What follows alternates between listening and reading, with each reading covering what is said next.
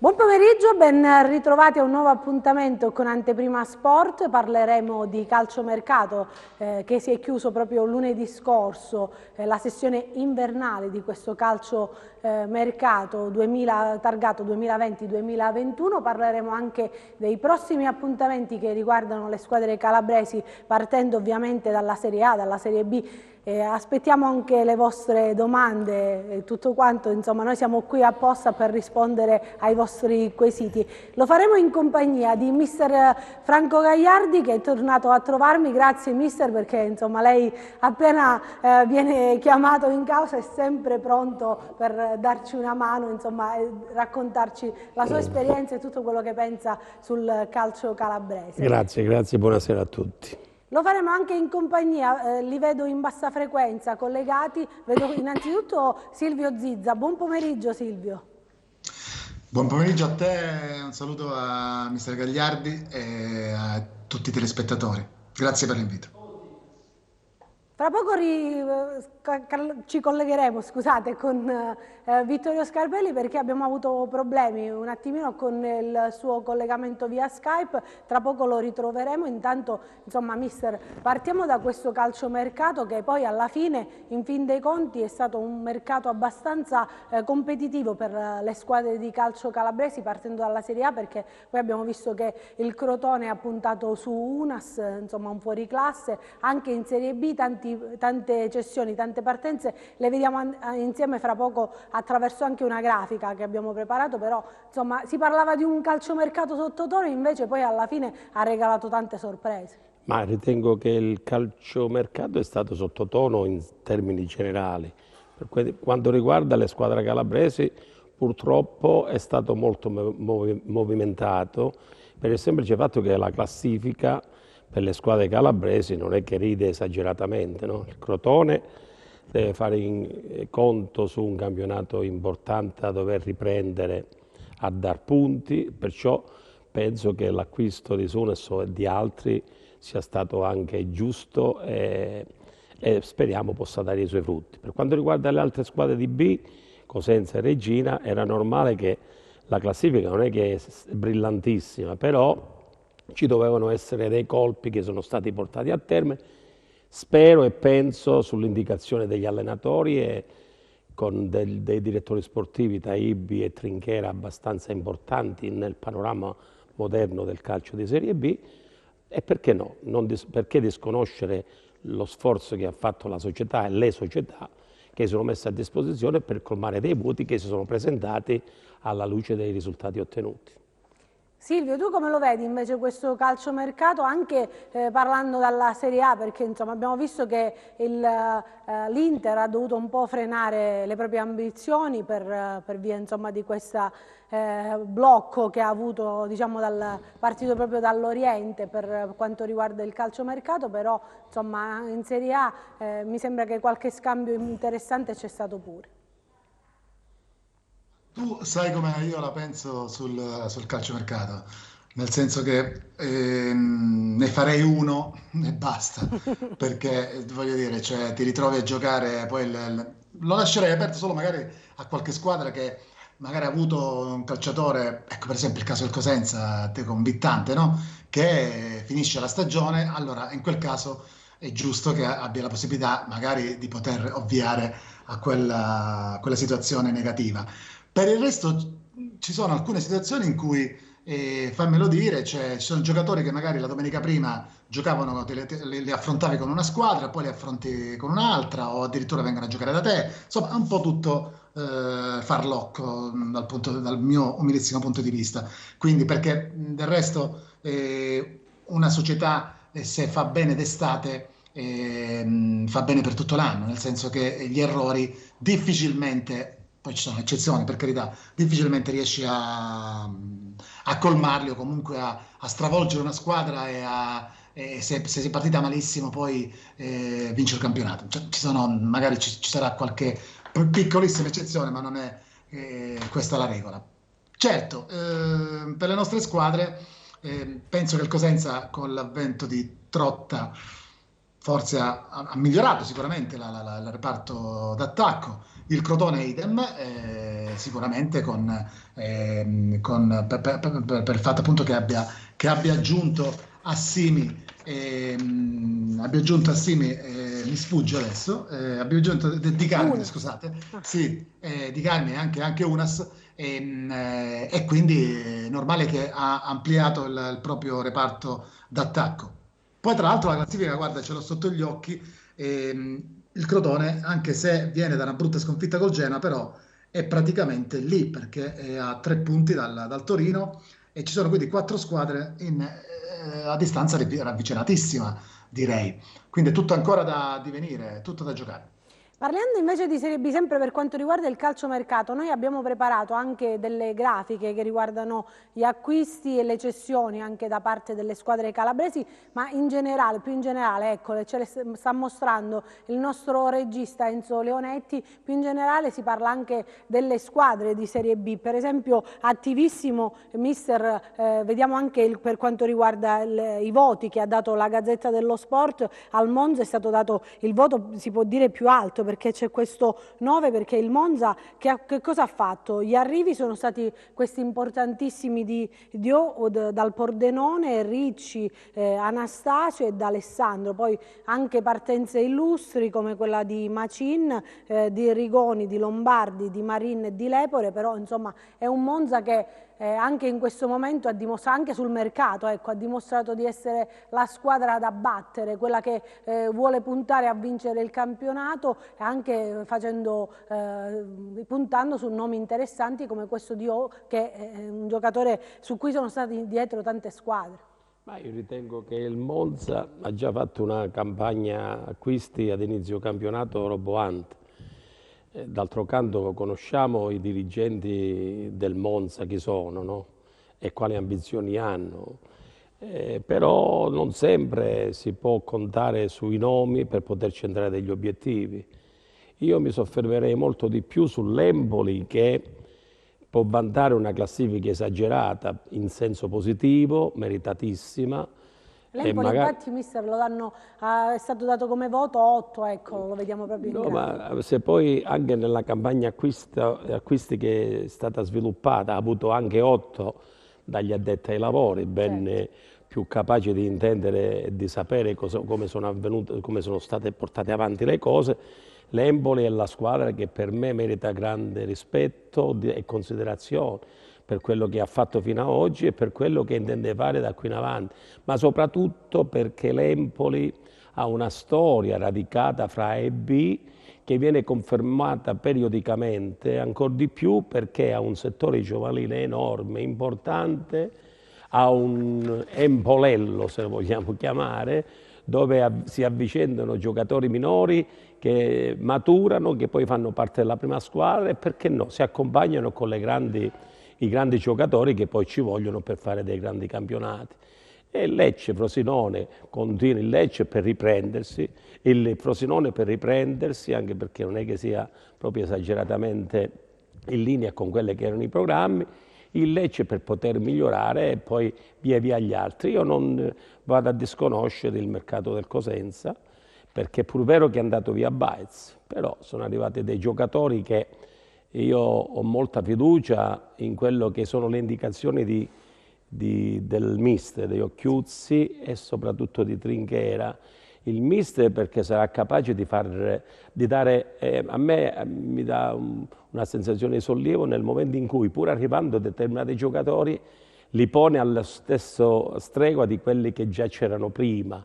Non fa mancare il rispetto verso quelli che hanno tirato la carretta fino ad oggi, sta preparando, aspettando e non essendo nemmeno tanto invasivo e subito li ha messi in campo, ma li sta preparando per poterli fare esordire al momento opportuno. E questa è una grande dote degli allenatori, cioè non fermarsi al nome che arriva e di disconoscere quelle che sono le forze che hanno dato una mano fino ad oggi. Io ritengo che questo è un punto molto importante per l'integrazione dei nuovi e soprattutto per la fiducia che andrà ad aumentare anche in quelli che verranno estromessi dalla squadra. Queste sono le considerazioni prime che ho fatto. Vittorio, ti vediamo collegato. Buon pomeriggio a Vittorio Scarpelli della Gazzetta del Sud. Siamo riusciti a ripristinare il collegamento anche con te. Vittorio, stiamo parlando di questi voti che ha dato la Gazzetta per quanto riguarda il mercato di Serie B, un mercato che è stato definito un finale di lusso. Possiamo dire che le due squadre calabresi, abbiamo già parlato che insomma le regine sono state Monza ed Empoli, però le due squadre calabresi sono hanno ricevuto più della sufficienza, un 6,5 che insomma fa ben sperare sia per quanto riguarda il Cosenza che per quanto riguarda la Regina. Andiamola a vedere la grafica che riguarda proprio il Cosenza con gli arrivi e le partenze per i rossoblù, perché insomma abbiamo visto che dal mercato in entrata sono arrivati, appunto, ricapitoliamo un attimino ciò che è successo: Tremolada dal Pordenone, Trotta dal Famalisao, Gerbo da Alberto dall'Ascoli, Crecco dal Pescara, Bacogu che era svincolato e poi Anzulas dalla Steras Tripolis. Mentre sono andati via, in uscita troviamo Bruccini, Borrelli e Baez. Quindi insomma un Cosenza abbastanza attivo sul mercato, era iniziato un po' in sordina, Vittorio, invece poi c'è stata diciamo un'accelerata, ecco. Sì, diciamo che quest'anno è un po' andato in controtendenza con le sessioni di mercato a cui ci aveva abituato il Cosenza, Trinchera, il presidente Guarascio, perché stranamente il Cosenza ha piazzato i colpi più importanti nella primissima fase del mercato, perché i due giocatori di categoria più prestigiosi, chiamiamoli così, Trotta e Tremolada, sono arrivati nella prima parte. Poi c'è da scoprire Mbakogu. Per un ragazzo di 29 anni, 28 anni, parlare di scoperta forse esagerato, però alla luce delle sue condizioni fisiche negli ultimi anni è giusto dire che è un giocatore tutto da scoprire. Le altre operazioni sono state a mio giudizio intelligenti, mi riferisco principalmente a Gerbo e Crecco, che sono due giocatori di categoria che conoscono la Serie B e possono fare al caso nostro, però poi alla fine rispetto agli altri anni non c'è stata quella corsa con tanto di affanno per andare a prendere l'attaccante piuttosto che il centrocampista. Io penso che il DS Trinchera, l'attuale DS Trinchera, rispetto agli altri anni abbia lavorato diversamente. E forse è un po' sorprendente perché quest'anno era davvero un mercato delle occasioni e ne è uscita fuori una campagna acquisti invernale secondo me abbastanza importante. Abbastanza importante, arrivano già domande per quanto riguarda i nostri ospiti da parte dei nostri telespettatori. Sono in attesa, appunto, Vittorio, di vedere i nuovi acquisti. Sicuramente con Tremolada giocano meglio Petrucci, Sciaudone o anche Iozzi e Forza Lupi, ovviamente, scrivono. Cosa ne pensi tu di questa affermazione? Posso essere ancora più estremo: con Tremolada giocano bene tutti, perché noi abbiamo avuto grosse difficoltà a mettere la biglia in buca nelle prime partite, però è anche vero che avere un rifinitore come Tremolada significa consentire ad attaccanti non proprio pulitissimi, perdonatemi il termine, come Iozzi, di trovare il gol in qualche modo. La rete che ha segnato contro l'Entella Iozzi è proprio l'emblema di questa mia, se vogliamo, affermazione. Perché Iozzi ha segnato, cioè doveva solo toccarla in qualsiasi modo e la palla sarebbe andata in rete. Ecco, questa forse è la metafora.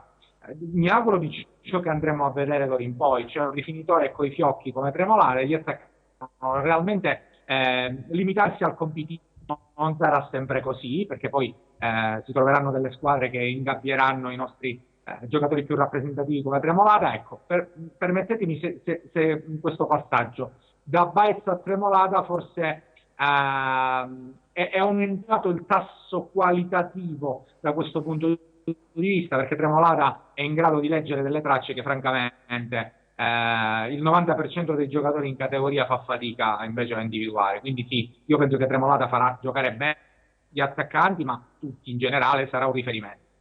Silvio, cosa ne pensi tu invece del mercato dei lupi? Adesso fra pochissimo andremo a vedere anche le cessioni e gli acquisti per quanto riguarda anche quello della Regina, però insomma è un Cosenza che si è mosso abbastanza bene sul mercato, perché nonostante le partenze il dubbio era che tutti questi giocatori di esperienza, insomma, che a Cosenza sono passati da tanti anni, insomma, non venissero sostituiti, invece sono stati sostituiti fino adesso, insomma, sulla carta possiamo dire che le sostituzioni sono avvenute come.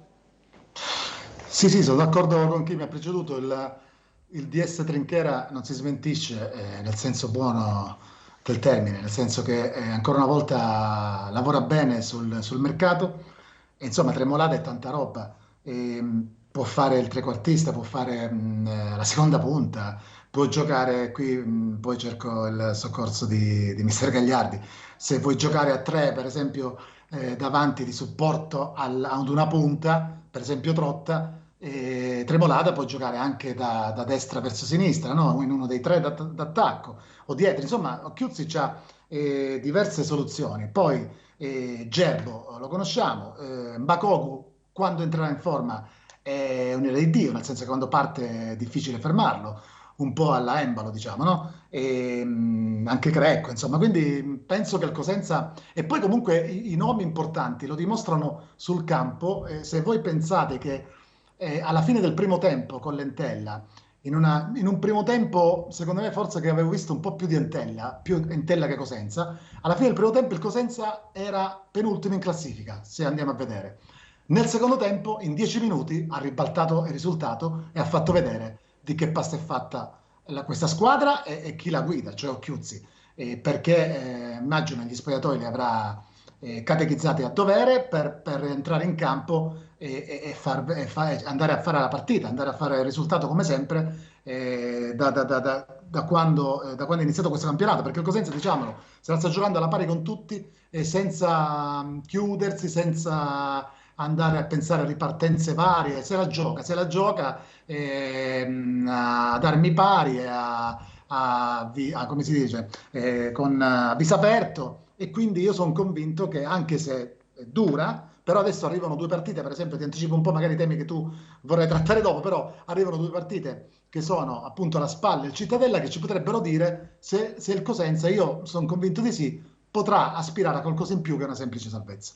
Infatti hai anticipato i tempi, Silvio, ne parleremo tra pochissimo. Io volevo far vedere anche le cessioni e gli acquisti per quanto riguarda la Regina. Abbiamo visto poco fa proprio in grafica mentre tu parlavi quelli che riguardano la società rossoblù del Cosenza Calcio. Iniziamo proprio dagli acquisti della Regina, mister, perché sono arrivati altri 11 giocatori, ne sono stati ceduti 9, verissimo, però insomma possiamo vederli che c'è questo Mikoski, Lakicevic, scusate se io con questi nomi stranieri non vado tanto d'accordo, dalle Mura, che è arrivato ovviamente dalla Fiorentina, Montalto, Andrade, Crimi, Edera, Petrelli, Okwonko, che era un giocatore cercato da molte squadre, tra cui anche il Cosenza Calcio, Kingsley e Chierico, insomma tanti nomi importanti. Vediamo anche le cessioni per quanto riguarda la Regina, perché sono andati via Peli, che ovviamente ha finito il prestito, Lafferty che invece è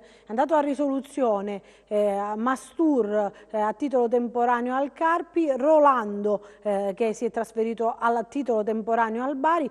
Quello che ci dispiace è Francesco De Rose, che insomma è un giocatore che a Cosenza conosciamo bene, che è stato dato in prestito insomma, al Palermo, Andrea Marcucci alla Virtus Entella, Farroni che è andato alla Juve Stabia e Carpentier che è andato all'Ascoli. Quindi insomma un mercato anche per quanto riguarda la Regina abbastanza importante. Evidentemente Baroni ha voluto un po' stravolgere quello che era l'assetto della squadra realizzata a inizio campionato da mister Toscano e dal DS Taibbi.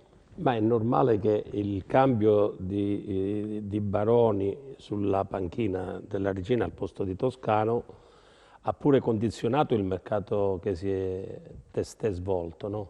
È normale che doveva essere così nel momento in cui i risultati, per la verità, cioè, avvenuti dopo il suo arrivo non è che siano stati esaltanti. c'era bisogno di un'inversione di tendenza, una inversione di tendenza che è stata possibile, ritengo, anche per la disponibilità della società, è normale, e perché no, per le conoscenze di Taibbi, così come bisogna anche riconoscere c'erano state anche all'inizio di campionato, nel mercato estivo, no? Oggi si è voluto dare un po' di carta bianca in più all'allenatore e sono convinto che ha indirizzato Taibbi su determinate piste. Stare a dire adesso che è quello che magari lo stravolgimento possa dare subito i suoi frutti, e ce ne vuole un po', anche perché noi sappiamo che per poter amalgamare una squadra e inserire tutti gli innesti non è che basta una bacchetta magica per poterlo fare, c'è bisogno di lavoro, di conoscenza, ma ancora di più, e lì vado a dire, a confermare quello che mi riferivo, avevo detto a proposito di Occhiuzzi, bisogna essere capaci di gestire uno spogliatoio che deve accettare i nuovi arrivati. Deve essere in questo capace un allenatore che, e penso che Baroni dovrà essere per la sua esperienza, no? E Occhiuzzo l'ha dimostrato, anche se di grande esperienza non ne ha, di far amalgamare, di far entrare i giocatori non appena arrivati, ma dopo averli visionati, dopo aver visto quando era la loro condizione, come è il loro rapporto e come si va a instaurare il rapporto con quelli che già hanno tirato la carretta, perché alla base di tutto c'è il gran lavoro che che ha fatto sicuramente Taibbi per portare determinati calciatori, ma ancora di più dovrà farlo l'allenatore per poter far sì che tutti questi calciatori vengano a entrare in uno spogliatoio nuovo, senza essere invadenti, ma soprattutto con la grande psicologia che un allenatore deve avere per poter subito tutti quanti far corpo, e magari poi scegliere non subito all'improvviso tutti in campo, man mano che ognuno durante le settimane che verranno dimostra di essere ripreso, oppure perché se non hanno giocato e sono arrivati, vuol dire che pure loro avevano avuto dei contraccolpi nella parte iniziale, non tutti penso avranno giocato tante partite, no? Allora c'è bisogno di un grande allenatore che riesca nel minor tempo possibile, non disconoscendo quelli che sono i meriti dello spogliatoio che ha gestito fino ad oggi, e magari riconoscendo ai nuovi lo stesso valore per il quale loro sono arrivati a Reggio. A Vittorio invece volevo chiedere, secondo te questo cambio così repentino, cioè 11 giocatori, te lo chiedo subito dopo la pubblicità perché c'è il tassativo che incombe, ci vediamo tra pochissimo e ritorneremo a parlare anche di mercato.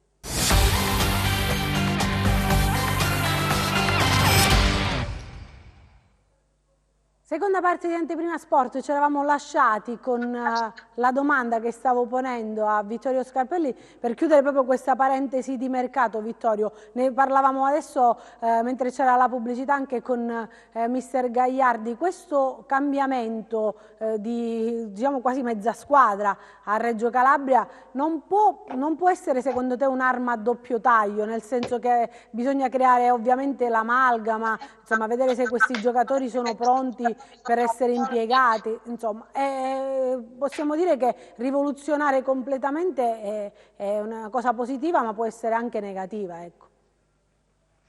Anna, la situazione a Reggio secondo me è un po' complicata perché quando si parte con un obiettivo, inutile girarci intorno, quando arriva Menez, arriva anche Dana Babbo con tutto un discorso particolare di approdo, di attracco, molto spettacolare, no? Oltre che un colpo importante dal punto di vista calcistico, è chiaro che la Regina non è non si pone come sparring partner del campionato, no? Come agnello sacrificale delle big della Serie B. È chiaro che la Regina doveva giocare un ruolo da protagonista e non lo ha fatto, non lo sta facendo. Quindi dopo 19 partite, dopo 18 partite, la società ha preso atto dell'impossibilità probabilmente quest'anno di raggiungere determinati traguardi e probabilmente anche della necessità di non allentare troppo la corda, di non allentare la tensione, perdonami, perché la zona di retrocessione è lì.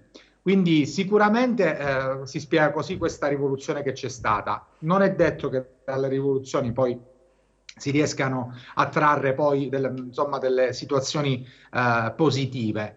non è facile, diceva bene il mister, dovrà essere bravo il tecnico ad amalgamare chiaramente i giocatori, però chiaramente la Regina parte con un handicap, che è quello di aver, perdonami, rivoluzionato i piani rispetto al girone di andata. Questa non è più una squadra che deve competere per far bella figura nei quartieri alti della classifica, ma una squadra che deve mettere il coltello tra i denti e lottare con chi è giù.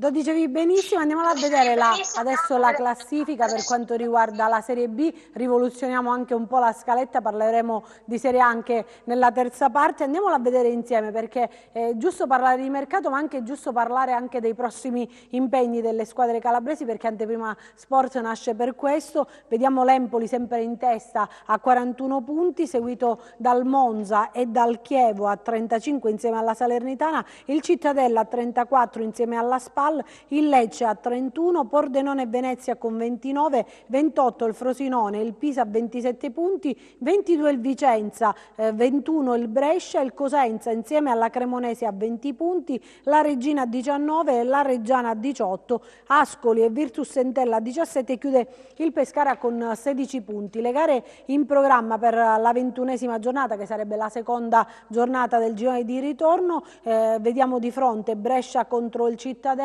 Cosenza Spal che si giocherà domani alle 14, Cremonese Pisa, Frosinone Venezia, Lecce Ascoli, Monza Empoli, Pescara Regina, anche questa si giocherà alle 14, Pordenone Vicenza, Reggiana Virtus Entella e Salernitana Chievo. Guardando proprio il prossimo turno, Silvio, io vedo questo Monza Empoli, quindi c'è già una sfida d'alta classifica che pone questa seconda giornata. Vedremo quale delle due la spunterà, se l'Empoli continuerà questo ruolino di marcia o il Monza, al di là insomma, degli acquisti fatti, non credo sarà ancora disponibile Balotelli, però insomma, tanti nuovi arrivi potrà dar filo da torcere proprio alla capolista Empoli. Sì, anche se io sono punto sull'Empoli, nel senso che il Monza l'ho fatto vedere anche il Cosenza, no? Cioè, che lo ha messo comunque alle corde, in certo qual modo.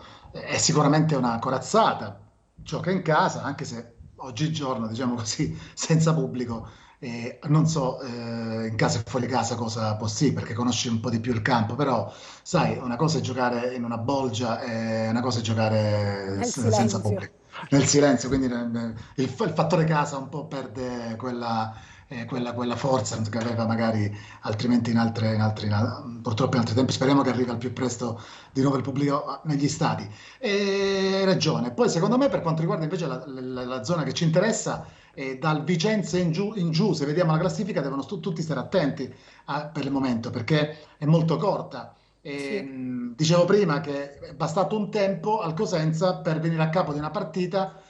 Se tu cacci i punti al Cosenza che ha preso ad Empoli, no? Il Cosenza a quest'ora per esempio era a 17, no? E qui c'era un dramma sportivo, diciamo così. Invece a 20. Questo cosa vuol dire? Vuol dire che se il Cosenza, io mi sto zitto e non parlo, ma se il Cosenza dovesse far bene nelle prossime gare, parleremo di altro. Quindi, ripeto, lasciamo stare il Pisa per il momento, ma dal Vicenza in giù è tutta da vedere per tutti. Quindi è una bagarre che per noi che stiamo, come dire, a guardarli è bello, no? A vederli, però poi per i tifosi e noi come da calabresi ci preoccupiamo, in primis per la Regina che la vedo messa peggio, e il Cosenza invece ha visto accrescere la sua autostima e con questi nuovi innesti, secondo me, dovrebbe ancora di più stare su questo trend. Tu prima, scusa, parlavi degli acquisti della Regina, no? Sì. Io ho visto la partita, volevo giusto dirti due cose. Ho visto la partita, come tanti immagino, in TV. È vero quello che hanno detto sia Mister Gagliardi che il giornalista Scarpelli, ma è anche vero che comunque Baroni li ha impiegati come dire, pian pianino, insomma, sono entrati in una difesa che comunque era già quella, lo Iacono, Cionek, Stavropoulos e Liotti, ha messo Edera mi pare, che comunque per me è un acquisto incredibile, cioè Edera fa quello che vuole, era un giocatore, per me tanta roba veramente, ha fatto un grande acquisto dal mio punto di vista. Poi ha messo Crimi, che insieme a Bianchi ha formato una bella cerniera di quei due mediani in mezzo al campo, e poi, come dire, un po' Montalto non mi convince, vedo il mister e quindi chiedo a lui Lumi, non mi convince perché? Perché sicuramente nulla da dire sul giocatore, ci mancherebbe, però viene dalla C, dove a Bari giocava e non giocava. Ora io non conosco se non giocava perché magari aveva avuto problemi di infortunio o altro, però non lo so, cioè forse a questo punto avrei preso, visto che sembra che i soldi ci siano, avrei preso, con tutto il rispetto, non me ne voglia Montalto, un giocatore tipo Coda, per esempio, che comunque la porta la vede benissimo.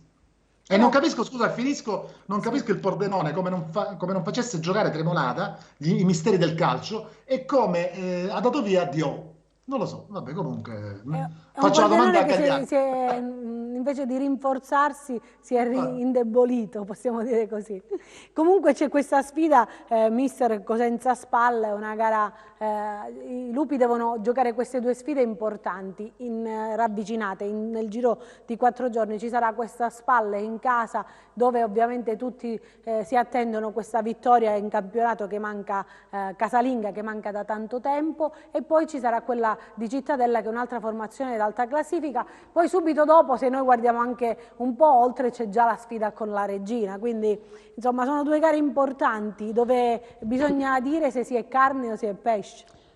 Oh no, io dico che intanto la classifica dice che il Cosenza sta diventando carne, perché intanto ha 20 punti e mi pare che non è interessato in questo momento Al alla momento no, retrocessione. certo. Ed è forse una delle prime volte dall'inizio del campionato fino a oggi che La vediamo fuori dalla si bagarre. trova in una situazione molto meglio collocato.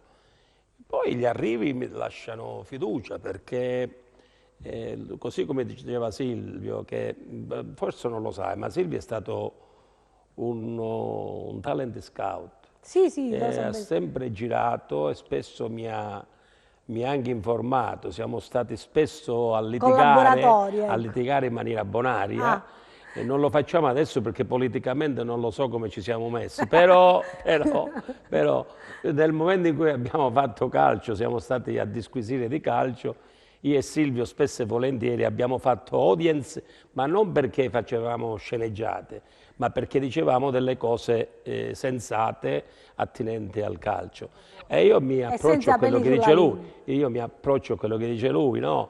E come fa Tremolata a non aver giocato nella squadra di provenienza? Ma se il Silvio lo sa, Tremolata nel 2008, 2009 e 2010 mi pare, gli anni del suo nascere calcistico, era uno dei giocatori più importanti del panorama del calcio italiano, era nell'Inter ed era non soltanto nazionale nelle varie Under 18, Under 19, Under 20, cioè uno che poteva, ci si doveva aspettare che potesse fare il botto in seno alle squadre importanti come l'Inter, no? Poi magari ci saranno state delle cose, non le conosco, non lo abbiamo seguito, adesso ce lo ritroviamo, che poi non è che sia ancora vecchio, nel Cosenza, giustamente Silvio dice, ma come mai che non giocava nella parte? Allora, buon per il Cosenza, Certo. che si trovi un giocatore come Tremolata, no? Anche perché mi risulta non ci sarà tanta difficoltà nella sua collocazione, non andrà a urtare con Sciaudone, io non voglio fare l'allenatore, però lo dico, no? No, Anche lei lo per deve dar fare. motivo e ragione a Trinchera che lo ha portato e a Occhiuzzi che magari insieme lo hanno voluto a Cosenza. Sicuramente Tremolata ha una sua collocazione che non va vista nemmeno vicino a Baez, è stato sempre un buon trequartista, dal piede buono, tant'è vero che ultimamente mi pare che una delle punte ha segnato di testa, si sono imbeccati in aria e lui questo nella sua storia calcistica lo ha sempre fatto. Sciaudone sta diventando un buon centrocampista, ma veramente un centrocampista, pur partendo dalle stesse posizioni, perché nei miei appunti e negli appunti di Silvio, Sciaudone e Tremolata trovavano posto, sempre, è vero Silvio? Volevo soltanto aggiungerti una cosa, mister, grazie intanto delle bellissime parole. Quando capita la mezza... intanto... Caffè pagato. Sì, ma finale 18 ancora, no? Mi pare, possiamo andare. Ancora fino alle 18. Allora, no, Sì, alle 18 volevo, fino alle 18, Silvio. 18. No, volevo aggiungere al mister una cosa. Diamo a Cesare quel che è di Cesare, in questo caso a Trinchera quel che è di Trinchera, e facciamo un grande applauso, perché ancora una volta, perché spesso vedo che ogni tanto appena il Cosenza non fa qualche risultato lo criticano, lo fanno, cioè, ma signore, sta prendendo giocatori importanti e vorrei ricordare per tutti Falcone, che È il punto fermo. forse meriterebbe di giocare in Serie A. Falcone sta facendo delle partite incredibili e gli auguro di arrivare al più presto col Cosenza o no, con la sua squadra, con la Sampdoria in Serie A. Quindi no, volevo soltanto aggiungere a quello che ha detto Gagliardi, che è tutto giusto, volevo aggiungere i meriti di Trinchera. I meriti di Trinchera, di cui Gagliardi ha parlato tantissime volte, anche facendo un appello al presidente dicendo di non lasciarselo scappare. Lo ha detto tante volte anche dalla mia trasmissione. Senti, Fran, io spero che anche il nostro amico giornalista, con il quale parlo poco, però lo vedo attento alle cose di casa Cosenza, no? È sempre in maniera giusta, equa, da giornalista impegnato nella città, e noi sappiamo quanto è difficile essere giornalisti imparziali nella nostra città.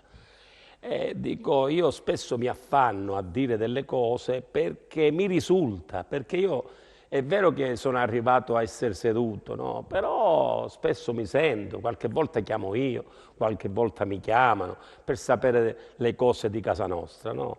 Perché? Perché purtroppo sono stata una vita, non ho mai combinato granché, però sono stata una vita nel calcio. No, non è E così. dico che Trinchera, il mio affanno a dire Trinchera potrebbe essere un valore aggiunto a quell'idea che ho io del Cosenza e dell'Inter dell'Ande Cosentino.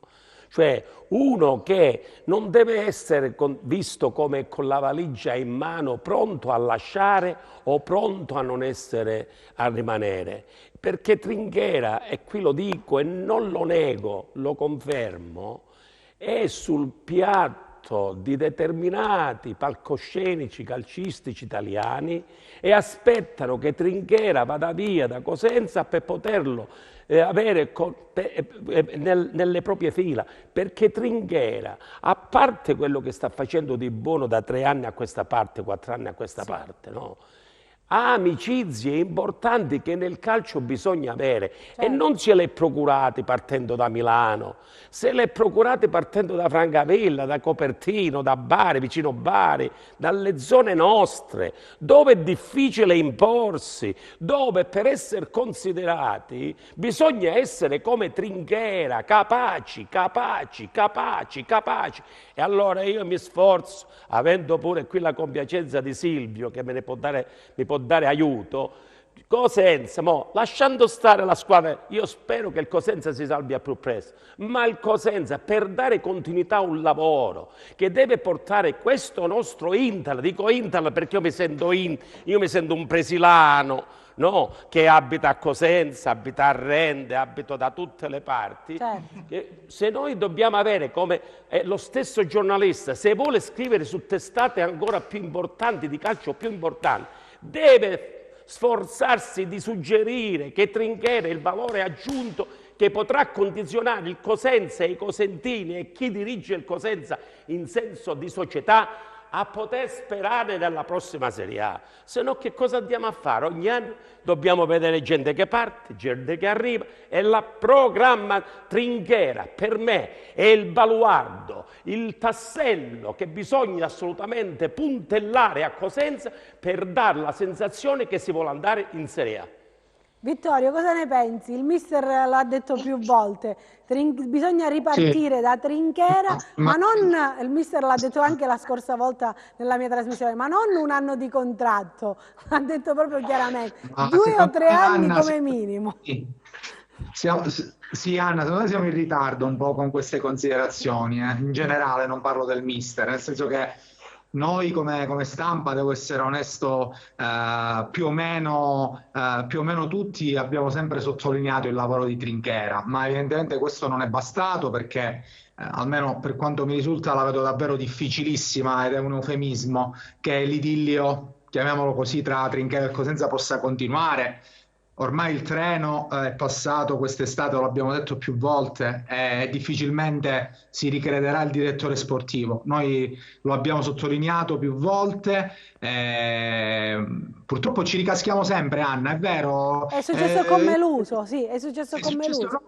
Quando si parla di programmazione ne parliamo tutti e ne parliamo da anni, però delle volte ci scontriamo contro un muro di cemento armato, perché il presidente Guarascio non do giudizi di valore, è un suo modus operandi, non è abituato da questo punto di vista a farsi, tra virgolette, dettare le condizioni. Lui sceglie, lui vuole avere il coltello dalla parte del manico, mi si passi questa metafora. E quindi alla fine anche questa volta ha scelto lui, ha scelto di arrivare a pochi mesi dal contratto in scadenza del direttore senza un accordo in mano. Ciò significa che se e quando si siederanno a trattare a tavolino, il presidente ha detto che si siederanno a trattare, probabilmente troverà un muro stavolta lui, perché Trinchera ha fatto delle richieste quest'estate che non sono state esaudite, ma non 5 su 10, 0 su 10. Questo significa chiaramente che il direttore sportivo poi si organizza un po' da par suo,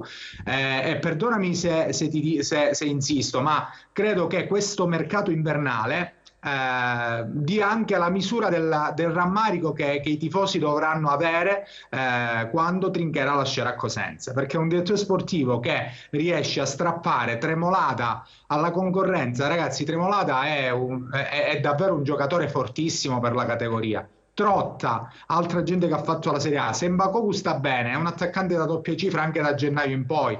Crecco e Gerbo, giocatori esperti che hanno fatto la Serie A o comunque provengono da vivai importanti. Insomma, parliamo comunque di un direttore sportivo che si è destreggiato nonostante ci siano anche dei paletti economici. Ne parliamo spesso, ne parliamo da tanto tempo, però qual è stato il risultato? Che si è arrivata anche questa volta in scadenza, come diceva Anna giustamente, un po' alla Meluso, e probabilmente il Cosenza, io nel calcio ne ho viste non tutte, ma ne ho viste tante, quindi tutto può accadere, ma a oggi io mi sento di escludere questa possibilità, al di là degli endorsement dei giornalisti, degli allenatori o di altro, perché Trinchera è rimasto scottatissimo da quest'estate ed è anche legittimato secondo me ad organizzarsi. Poi se le cose dovessero cambiare nelle prossime ore, io sono contento, perché sono un pervido sostenitore della continuità, e la strada della continuità era quest'estate un rinnovo a Trinchera, cosa che non è stata fatta.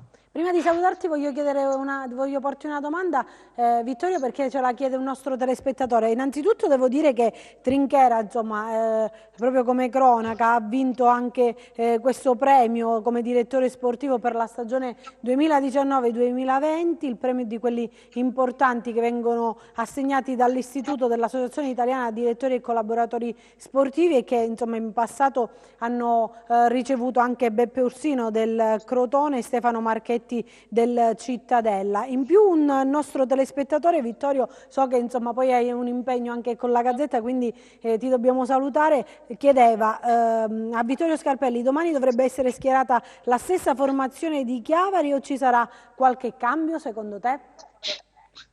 Guarda Anna, io sono convinto che verrà schierata la stessa formazione per un semplice motivo, perché intanto ha fatto bene questa squadra a Chiavari, perché chi è arrivato dal mercato ancora magari non è al top, e Occhiuzzi, che è un allenatore, è vero, che non ha un'esperienza in panchina da allenatore titolare, diciamo così, elevata, ma è un ragazzo di campo da sempre, un ragazzo che ha studiato tanto e continua a studiare a Coverciano, conosce le dinamiche degli spogliatoi per averle vissute da ragazzo del settore giovanile, giocatore, allenatore in seconda, quindi non è neanche così inesperto. Sono sicuro che ridarà fiducia alla squadra che ha vinto, e ha vinto bene secondo me a Chiavari, dando modo ai nuovi arrivati di poter inserirsi pian piano. Questo chiaramente non riguarda Gerbo, che era già titolare contro l'Entella e sarà di nuovo titolare domani. Io davvero la vedo difficile che Occhiuzzi possa provare a cambiare, lo vedrei anche forse immotivato, ma io non sono un allenatore, non posso dirlo,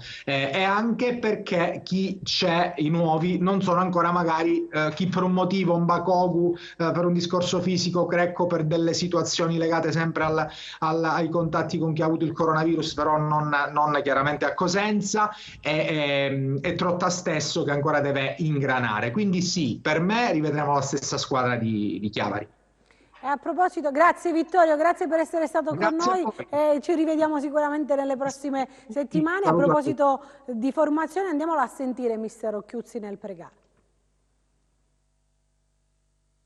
Allora, già il fatto a mercato chiuso, già siamo un po' più sereni tutti, anche se ho cercato sempre di tenere i ragazzi concentrati su quello che doveva essere la gara.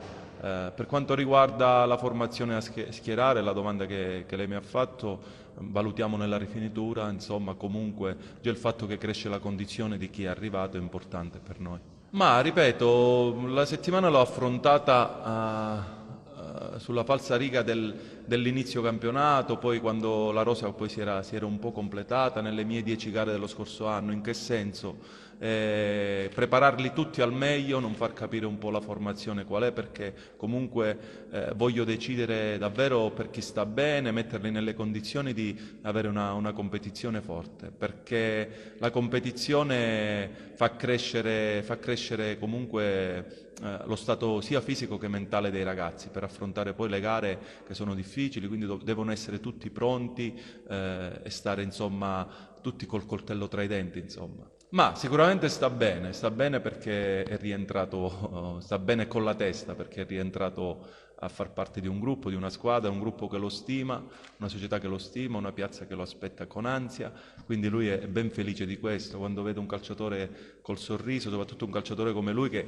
in questo periodo ha sofferto, io ne so qualcosa, stare fuori dai campi di calcio per un infortunio non è assolutamente bello, però è normale, deve crescere, lo stiamo cercando di mettere in condizione, il problema assolutamente diciamo l'ha messo alle spalle il suo problema, sta bene, pian piano lo stiamo integrando con i lavori di squadra, con la palla, e al più presto lo metteremo in campo, insomma, quindi valuteremo comunque giorno dopo giorno sia sul convocarlo eccetera eccetera, insomma. Ma a me piace dire che noi siamo un brutto cliente per tutti. Questo è un messaggio che è sempre passato, ma adesso deve iniziare a passare domenica dopo domenica sempre di più, perché noi, oltre a quello che siamo come identità, voglio che ogni partita ci sia un qualcosa in più, e quel qualcosa in più lo possono mettere solo i ragazzi. Io li aiuto nella settimana davvero, per quello che dicevo prima, ad allenarli per far sì che ognuno stia a 3000. E voglio che insomma ogni domenica i ragazzi mettono quel qualcosa in più, e anche a me mi sorprendono sotto il punto di vista dell'intensità, della cattiveria, del coraggio soprattutto di attaccare alto, di affrontare le squadre a viso aperto, con equilibrio comunque, perché l'equilibrio è importante, però voglio questo Cosenza. Ma affrontarle innanzitutto con la testa sgombra, perché i ragazzi in campo con palla devono sapere cosa fare e ricercare sempre determinate cose che caratterizzano la nostra costruzione del gioco. Anche è successo a Monza che nonostante il 2-0 noi continuavamo a giocare perché eravamo convinti che quella era la strada giusta, e quando sai che è la strada giusta poi i risultati arrivano. È normale che anche in fase di non possesso comunque devi essere concentrato poi per dover essere attento su ogni minima situazione, quindi l'attenzione in fase di possesso e di non possesso farà la differenza da ora in poi. Stiamo proprio per chiudere, prima no, ci dobbiamo fermare per la pubblicità, subito dopo vi facciamo sentire le parole di Pasquale Marino.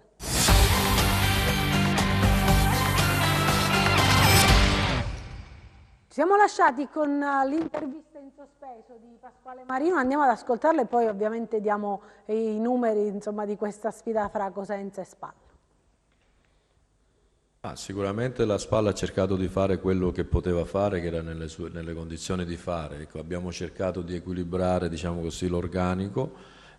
Chiaramente magari spero di averli a disposizione tutti.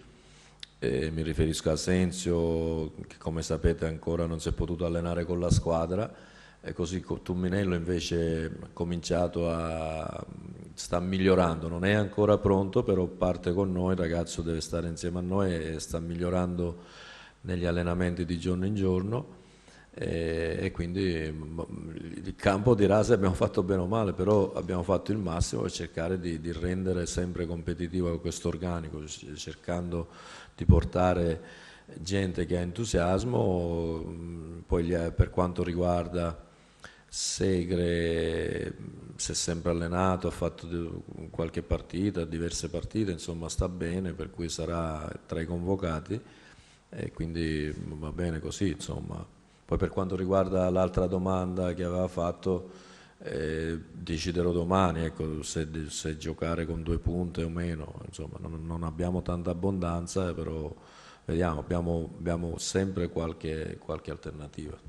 Ma dobbiamo sicuramente creare più opportunità, ecco, per creare più opportunità dobbiamo giocare, dobbiamo essere aggressivi e giocare molto nella loro metà campo, perché ripeto è una squadra solida dietro, l'ha dimostrato ampiamente in questo campionato, e noi dobbiamo cercare di sviluppare la nostra manovra con una certa velocità.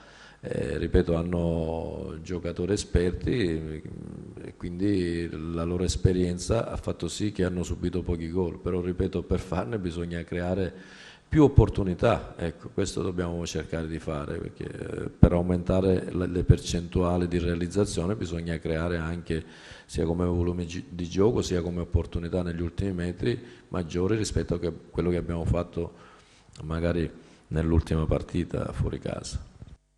Saranno 5 gare ravvicinate, diciamo un mese di febbraio abbastanza duro, mister, perché iniziamo con Cosenza Spal sabato alle 14, poi martedì alle 19 si giocherà a Città della Cosenza, lunedì prossimo alle 21 c'è il derby Cosenza Regina, poi domenica Lecce Cosenza e poi chiude questo quadro delle gare Cosenza Chievo, quindi insomma bisogna guardare, lo dicevamo a telecamere spente, partita per partita, però insomma guardare troppo alla lunga, mister, non fa bene.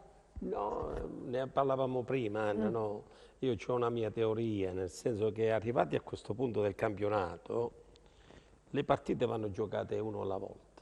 Cioè ritengo, specialmente per la classifica che attualmente hanno le squadre calabresi, sia Regina che Cosenza, e che è un po' deficitaria, normale, no? Si può giocare bene, si può pensare al mercato, però giusto come dicevano gli allenatori, l'allenatore soprattutto di Occhiuzzi, io devo guardare lo spogliatoio, devo vedere psicologicamente, devo sapere chi sta meglio, se i nuovi si sono ambientati, se hanno recuperato probabilmente in tenuta quello che non avevano.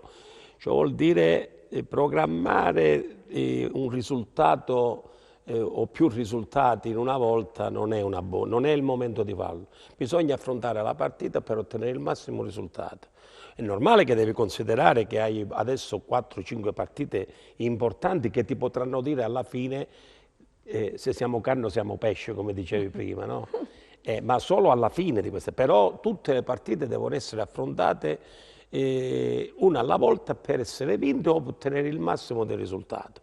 Io poi non credo all'allenatore che quando dell'avversario Marino, sì, no, che è abbastanza maturo, sgamato per poter dire le sue cose su cui noi fare affidamento. Io ho molta fiducia invece in quella che è la lettura che fa il mister Occhiuzzi della squadra che viene a essere affrontata, mi pare la SPAL, no?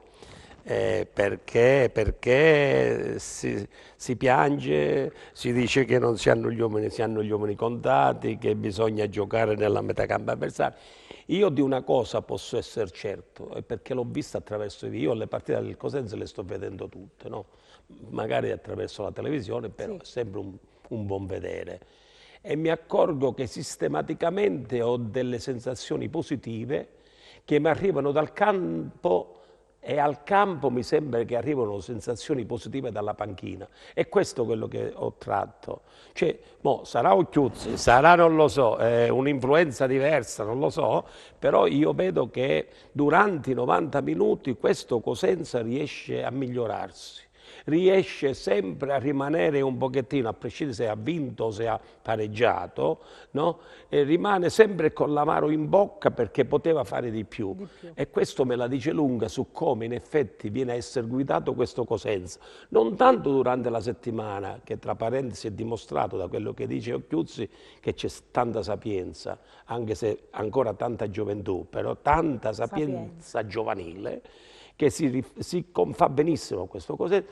Io vedo che questo Cosenza è ben guidato durante i 90 minuti. Io sempre ho avuto la sensazione, con cambi fatti o per demerito dell'avversario, io ho visto che questo Cosenza è sempre cresciuto durante i 90 minuti e alla fine, se ha fatto un risultato positivo, lo ha sempre meritato alla grande.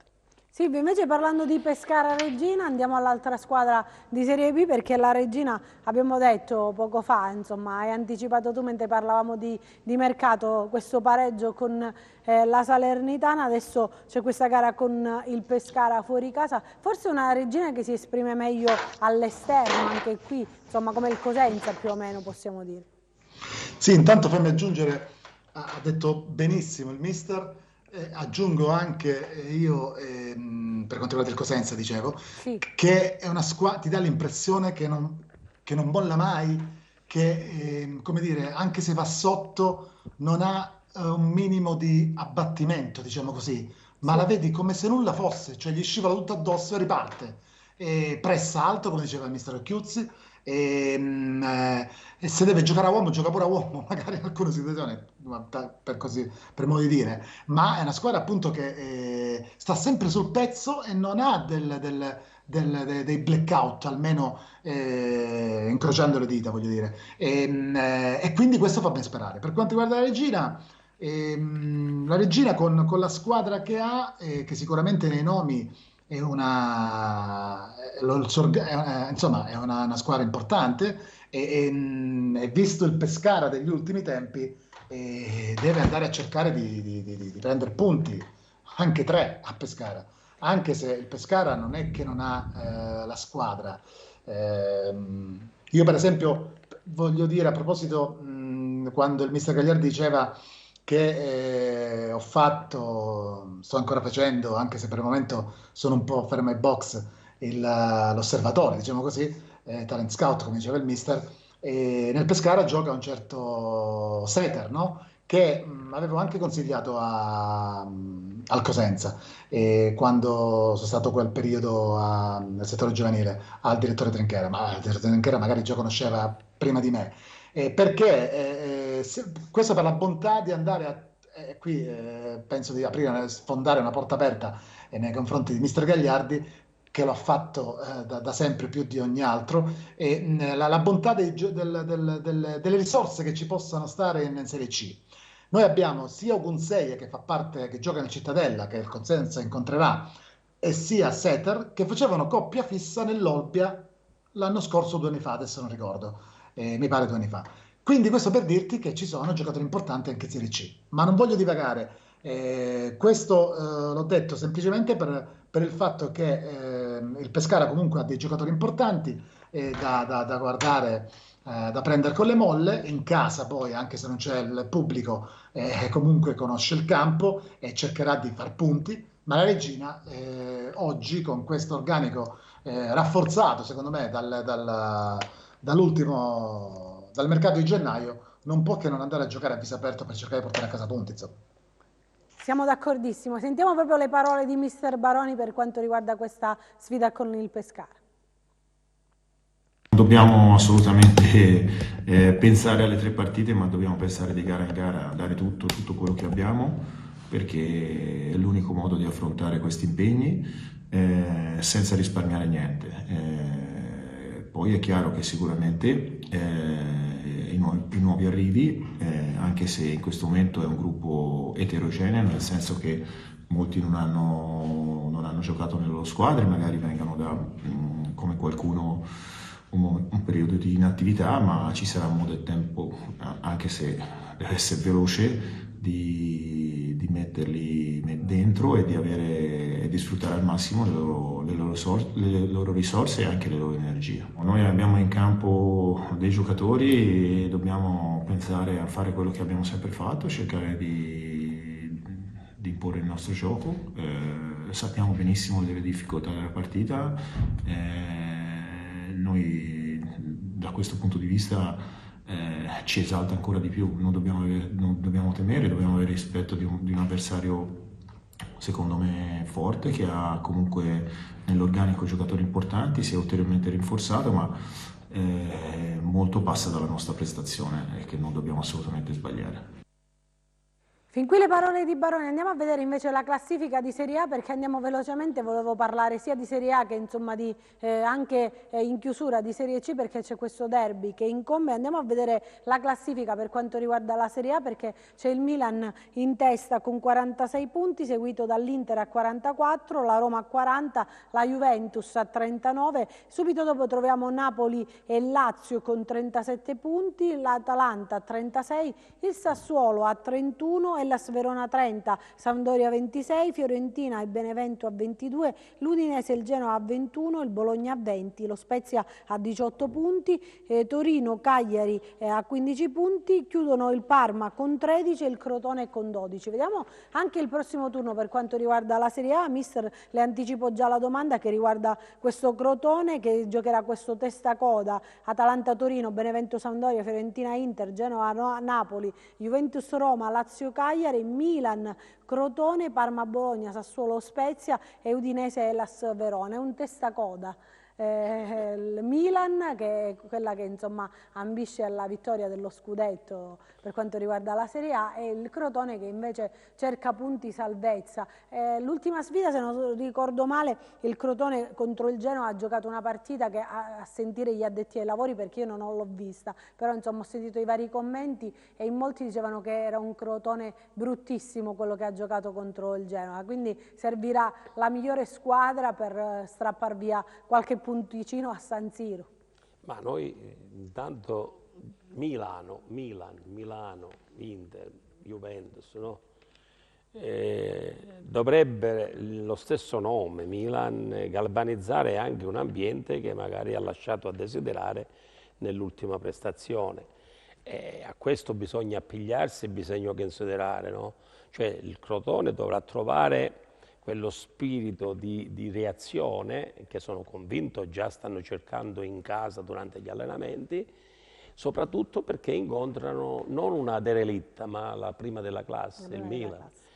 Io faccio appello da buon calabrese alla calabresità e alla squadra che rappresenta la nostra regione, di poter pensare all'unisono come calabresi veri, veraci, a cui bisogna per certi versi attraverso questa partita dare quello che merita la Calabria, perché da altre parti alla Calabria arriva poco, no? Ma almeno attraverso il calcio che viene svolto da questo Crotone bisogna che i giocatori del Crotone, compreso l'allenatore, riescano a dare il massimo e centrare un obiettivo importante che non è soltanto la buona prestazione, perché di tante buone prestazioni il Crotone ne ha fatte, anzi forse avrei preferito che giocasse meno bene e raccimolasse qualche punto in più.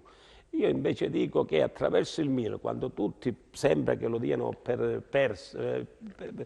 sconfitto contro il Milan primo della classe, io sono convinto che la buona calabresità che ci ha sempre contraddistinto, e io in questo momento mi sento crotonese alla grande, debba permettere una grande prestazione che debba portare e può portare a un grande risultato. Silvio, con te volevo parlare appunto di questa sfida importante fra Milan e Crotone. Tu dici che è un Crotone che può ambire alla salvezza alla fine. Non ti sentiamo. È corta. Sì, adesso ti sentiamo. Sì, adesso sì, sentiamo. Sì, la classifica. Intanto, in primis da calabrese, sono d'accordo col mister, quindi spero tanto che il Crotone faccia il risultato a Milano. Poi consentitemelo da juventino, anzi Anna, tu posso dire che siamo insieme? Sì, da juventino, perfetto, dai. spero che il Crotone faccia risultato pieno a Milano, perché così, insomma, no? Fermo restando che però noi dobbiamo ancora un po' riprenderci, a parte la vittoria con l'Inter, però insomma, diciamo poi noi dico la Juve, insomma, a questo punto ci interessa la famosa Champions, no? Ma allora lasciamo stare noi, parliamo da calabresi, perché sennò è antipatico, no? E questo, qualcuno potrebbe dire, ma insomma, parlano della Juve invece che parlano del Crotone. Quindi tu dicevi giustamente, ma ha detto bene il mister Gagliardi, e non mi voglio ripetere, ma non voglio fare, come dire, dire quello che dice lui, ma ha detto bene, insomma. Cioè, è una partita dove non c'è tutto da guadagnare, nulla da perdere, e magari non c'è nemmeno tutto quel pubblico che ci poteva essere, anche se non lo so, magari forse certe volte in alcune partite, in alcuni stadi tipo San Siro, forse è meglio che ci stia il pubblico, perché sennò vedi tutti come dire, sta struttura vuota, ti mette ancora più soggezione. Però dai, a parte questo, io sono convinto che il Crotone debba andarsela a giocare, perché tanto che fai? Ti metti lì dietro e aspetti che il Milan ti viene a prendere e le prendi lo stesso. Almeno te la giochi e tutto è possibile. Ricordiamoci una volta di un Milan Crotone, se non erro, in Coppa Italia, che fino all'ultimo secondo il Crotone o uscì ai rigori, non mi ricordo, oppure nei Uscita ai rigori, supplementari. se non ricordo male. Forse è uscita ai rigori. Ecco, lì c'era anche Simi, se non vado errato. Sì, sì. C'era anche Simi e il Crotone fece una partita strabiliante. Quindi, ripeto, se vediamo la classifica, Era un altro Milan, però, possiamo dire così. sì, era un Non altro c'era Milan. Il Milan. Ibrahimovic, anche all'andata, se non ricordo male, Ibrahimovic era assente perché era insomma, affetto da Covid, quindi è una partita totalmente diversa. No, no, il Milan di oggi va dato atto a Pioli che lo sta modellando, anche senza Ibrahimovic ha dimostrato di che merita quella posizione, onestamente. E quindi diciamo che fino all'ultimo si giocherà il campionato insieme sicuramente all'Inter e poi vediamo le altre, se c'è qualche altra squadra a stelle e strisce, diciamo così. E- Dirigerà la gara Luca Pairetto. Io ti interrompo Silvio perché volevo far sentire un attimino di Unas che insomma è arrivato nei certo. giorni scorsi e vogliamo sentire le sue prime impressioni riguardo appunto all'ambiente. Grazie mille, mi fa molto piacere di essere qua per aiutare la squadra e speriamo che tutte le partite che arrivano saranno molto difficili, però dobbiamo dare il massimo per prendere punti e poi vediamo il futuro. Abbiamo iniziato a parlare con il Crotone, con i miei procuratori già da una settimana che mi chiamano, quindi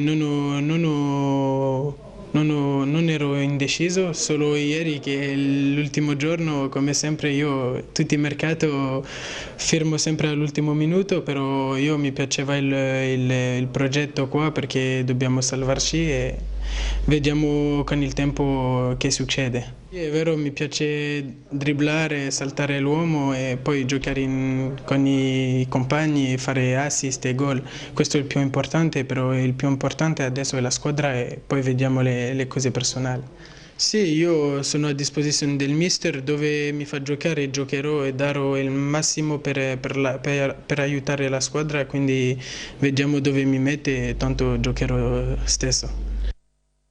Mister, invece volevo chiudere parlando di Serie C perché insomma incombe anche questo derby importante tra Catanzaro e Vibonese. Possiamo dire che insomma all'andata è finito 0-0, però il Catanzaro si è protratto in avanti in classifica, anche la Vibonese insegue questo sogno dei playoff, quindi insomma bisognerà fare punti anche nel derby. Questa che vediamo intanto che lei ci dice cosa ne pensa di questa sfida e la classifica per quanto riguarda la Serie C. Ma io ritengo che la Vibonese forse nell'ultimo periodo ha mancato qualche risultato, sono convinto, è una partita molto forte. Il Catanzaro sta facendo il campionato altalenante, però sempre di alta classifica, no? Dovrà cercare di ottenere il massimo risultato, il massimo piazzamento, perché in effetti poi può giocarsi i playoff, anche dei playoff importanti, no? E noi sappiamo per esperienza e per storia che dai playoff si può anche vincere il campionato, dopo la prima che vince di colpo. E penso che la Ternana sia avvantaggiata in questo. Per quanto riguarda poi la sfida proprio ritengo che sia una sfida in questo momento che coglie due squadre che possono vincere tutte e due, per il semplice fatto che nessuna delle due, almeno al momento, cioè in questo periodo, sta dimostrando di andare alla grande. stanno facendo un buon campionato, però si contrapporranno con le stesse ambizioni. Non credo che si contenteranno del pareggio. Sono anche convinto che chi vincerà la partita potrà rilanciarsi e potrà trovare motivazioni diverse per chiudere in bellezza il finale di campionato. Io spererei per tutte e due, per i due signori di queste due squadre, che sono i presidenti, Caffo. Sì. È noto, no? Di poter vincere, però questo non è possibile perché in effetti combattono in una terra dove spesso e volentieri si fanno altre cose, no? E invece si occupano di calcio in un contesto di pandemia e di Covid che inibisce un po' tutti, dove non c'è pubblico, dove si sta sulle spese e di conseguenza magari anche dei buoni progetti finiscono per essere condizionati. Io auguro a tutte e due le squadre di fare una buona prestazione, di vincere entrambe, ma non è possibile, però i complimenti ai due presidenti li faccio comunque. Silvio, cosa ne pensi tu di questa sfida in un minuto? Sì, una Vibonese che è partita a razzo, ora sta subendo un po' di contraccolpi e qualche brutta partita. Per la verità Castellammare aveva fatto un buon primo tempo con la Juve Stabia e poi ha avuto un rigore dubbio, mi pare. Col Francavilla l'ho vista, non mi è piaciuta, nel senso che il Francavilla di Trocini che gioca molto bene. Il Catanzaro invece che punta al terzo posto, ma un po' lontano, il Bari è a 8 punti, quindi deve arrivare sempre più in alto possibile, per poi sappiamo che con i playoff più arrivi in alto e più ti giochi dopo e quindi puoi avere un vantaggio, il fatto di poter, che ne so, con 2 pareggi essere arrivato prima del tuo avversario in campionato, passare il turno anche per questo. È una sfida delicata perché la Vibonese comunque si deve guardare anche dietro, perché mi pare che sia 2, 3, 4 punti dalla zona playout, e il Catanzaro deve riprendere il cammino perché ho visto qualche immagine a Pagani, insomma, nonostante la Paganese abbia fatto una gran bella partita, però insomma il Catanzaro, che tra l'altro ha preso 3-4 giocatori importanti ancora,